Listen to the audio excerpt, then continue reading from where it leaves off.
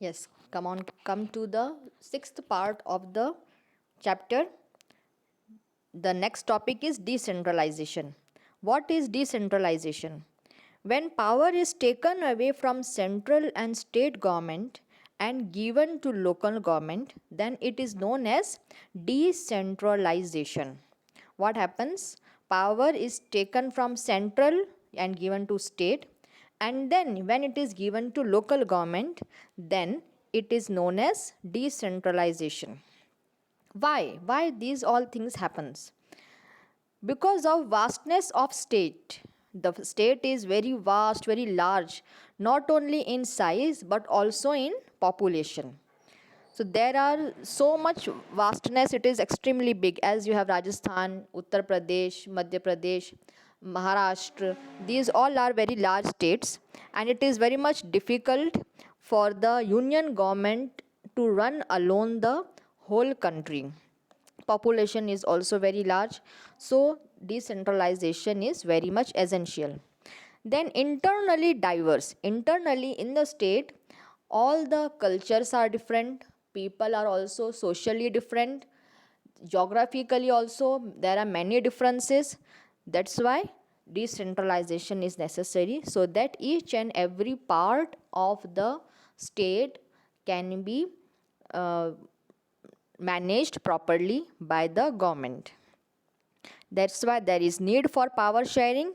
If power is shared, then each and every people, the government, the union government can look after each and every people, and it can take care of every people in a systematic way. That's why decentralization is practiced and it is needed in the country like India. What is the basic idea behind decentralization?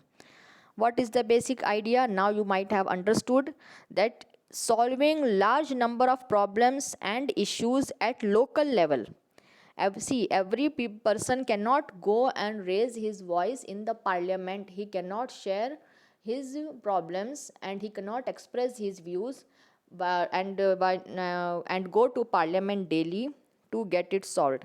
So when the system is decentralized, it becomes easy for the government and for the people also to get their problems solved. Next, people have better knowledge of problems in localities.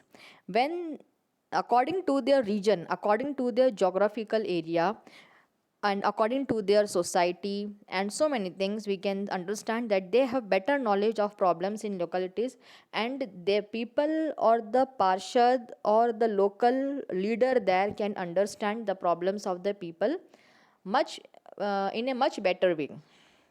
Then better ideas on where to spend money and how to manage things efficiently. People also have better ideas, and government at that place can have better ideas where to spend the money in the form of taxes whatever they are receiving, and how to manage the things efficiently. People's participation in decision making. So there, if the government is formed at local level, then local people can also participate in decision making. This is the very spirit of democracy. To realize one important principle of democracy, local government. So the most important principle of democracy is that each and every person should involved in decision making, and it is a so this can be realized by at the local government level. Next, what happened in 1992 Act? It brought in effective decentralization. Effective decentralization was brought in 1992. What were the steps taken for this by the Constitution? They are: it is mandatory to hold regular elections to local government. So it became compulsory to hold regular elections at local government level. Then reservation for seats for SC scheduled caste, ST scheduled tribe, and backward classes. These all came to be reserved. These seats became reserved in the government. Then one third seats for women were also decided to be given, that one third, 33% of women must be there in every governing body. But this law has not been passed yet. that 1/3 seats must be reserved for women. It is still pending, but the issue has been raised in the parliament, and the law has not been passed. Now, state election commission conducts election. State election commission must conduct the elections of local government.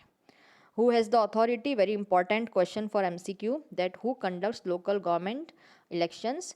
The state election commission conducts the local government elections. State government shares some power and revenue means income, with local bodies. So state government share some power and revenue, whatever taxes or income they are receiving, they share with the local self government for smooth running of villages, panchayats and all. Okay, thank you.